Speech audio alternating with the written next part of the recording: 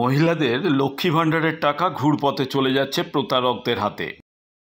আমি মহেশতলা থেকে এসেছি। ওখান থেকে যেহেতু আমার লক্ষ্মী ভাণ্ডারের টাকা আমি পাচ্ছি না, লক্ষ্মী ভাণ্ডারের টাকা না পাওয়াতে আমি ওখানে জানিয়েছি যে আমার কি কারণে লক্ষ্মী ভাণ্ডারের টাকাটা আসছে। ওনারা দেখলেন, কম্পিউটার ঘেটে দেখলেন, সব সিস্টেম ঘেটে দেখলেন, দেখে যেটা দেখা যাচ্ছে যে আমার টাকা সাকসেসফুল হচ্ছে মানে কি টাকাটা আমি পাচ্ছি, আদৌ আমি সেই টাকাটা আমার অ্যাকাউন্টে পাচ্ছি। তখন আমি দেখলাম, জিজ্ঞেস করলাম, ওনাদের সাথে কথা বললাম যে আমার টাকাগুলো আমার অ্যাকাউন্টে আসছে না, তাহলে কোথায় যাচ্ছে। ওনারা দেখলেন, অ্যাকাউন্ট ঘেটে দেখলেন, সবকিছু আমার ডিটেলস আছে, কিন্তু অ্যাকাউন্ট নাম্বারটা অন্য কারোর আছে। যার জন্য আমি এখানে এসপি অফিসে এসেছি একটা সাইবার ক্রাইমের জন্য, যেহেতু একটা অনলাইনের ব্যাপারের মধ্যে আছে আর সরকারি টাকা, এটা মুখ্যমন্ত্রী যেহেতু মহিলাদের জন্য করেছে।